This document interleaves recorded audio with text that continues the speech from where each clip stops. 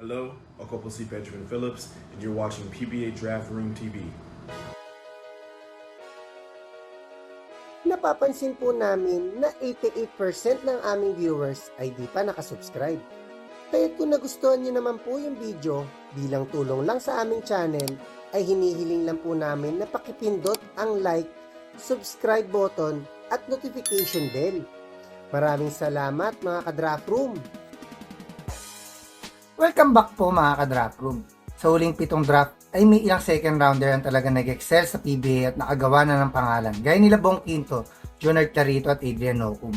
Pero meron ding mga second rounder in the last 7 draft na hindi man lang pinalad makalaro sa PBA. Yan nga po ang pag-uusapan natin ngayon. Ito na nga po at sisimulan na natin. Simulan natin sa 2017 draft na may 3 second rounder na di man lang nakalaro sa PBA. Ang una ay ang 6'2" small forward na si Gwyn Capasio na napick sa 8 ng second round. Nanggaling naman siya sa school na may winning tradition at Ateneo at nakailang decent game sa PBA D-League.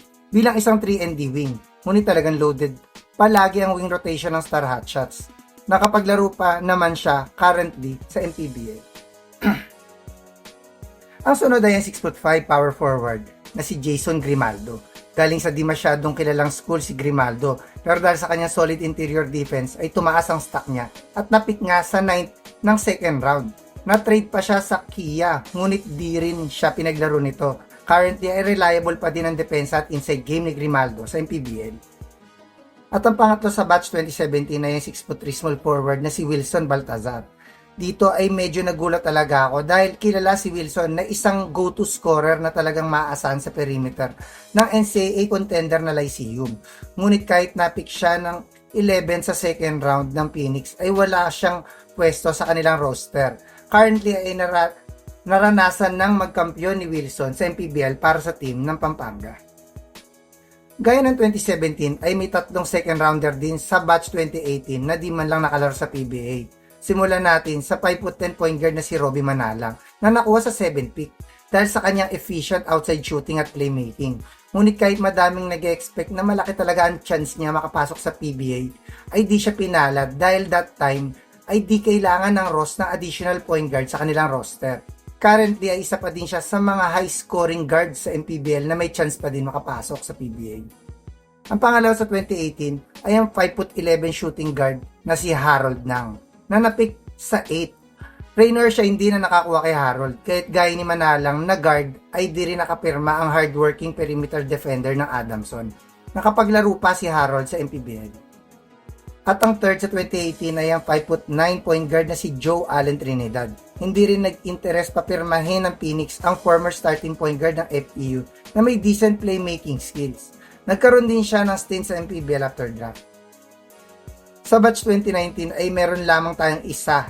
Di rin nakalaro sa mismong season ang isa pang second rounder dito na si AC Soberano. Ngunit nakapirma at nakalaro siya sa preseason kaya di ko na sinama. Ang nag-iisang second rounder dito ay ang 6'1" shooting guard na si Yankee Haruna na napick sa 9th. Kung tutusin ay PBA material si Yankee dahil sa kanyang two-way skills at athleticism. Ngunit sadyang loaded ang Magnolia ng panahon na ito at di man lang siya nabigyan ng pagkakataon. Isa lang din ang second rounder na di nakalaro sa class of 2021 na dapat ay 2020, ngunit na-move dahil sa pandemya. At ang 6'1" small forward na si Mark Olayon ang di pinalad na nakalaro sa batch na to.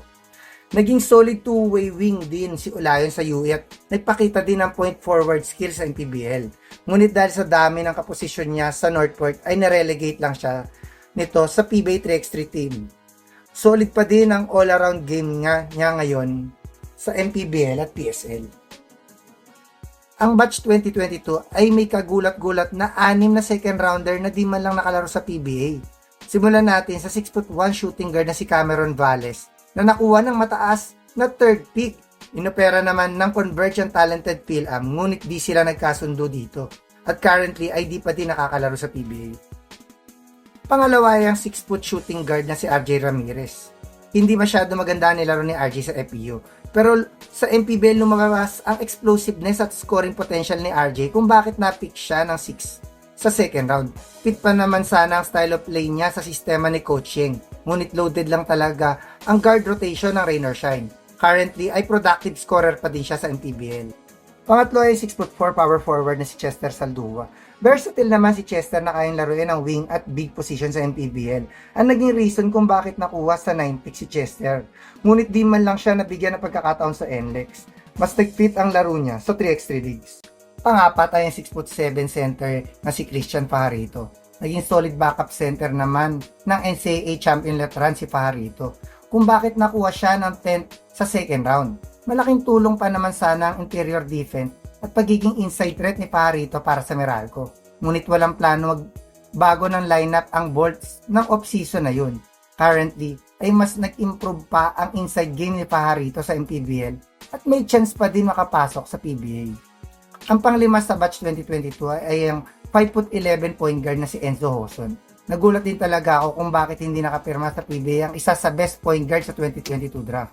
Tumaas pa naman ang stock niya bilang main point guard ng NU, kahit napick siya sa 11th ng second round. Ngunit madami ang guards ng Phoenix that time, kaya di siya nakasign. Currently ay solid playmaker pa din siya sa MPBL. At ang last pick sa second round na hindi nakalaro sa PBA ay ang 6'3" small forward na si Carlo De Chavez. Isa sa pinaka-efficient catch and shoot 3-point shooter si Carlo sa MPBL. Kaya't napick din siya sa second round. Plus may solid interior defense din siya. Ngunit masyadong talented ang mga kaposisyon niya sa Magnolia that time. Kaya't kahit reserve ay walang stat para kay Carlo. Mas nagpit din ang laro niya sa mga 3x3 league. Sa 2024 draft ay may dalawang second round pick ang hindi pa din pinapalaro ng Converge. Ang 9 pick na 6'7" center na si Ben Phillips at ang last pick na 6'3" small forward na si Jason Credo. Quality prospect ang dalawa na mga naging solid piece ng mga schools na nagkampiyon sa UAAP. Posibleng sa All Filipino ay makapirma na si Ben. Si Jason ay pwede din naman subukan na ng Fiber Xers. Abangan na lang po natin kung makakalaro pa ba ang dalawang ito sa PBA. Malaki pa ang chance na makapasok pa din ang mga ito sa PBA dahil madami na din naman free agents before ang nakapasok sa PBA dahil sa kanilang pagpupursigi. Hanggang sa susunod na lang mga ka-draft room.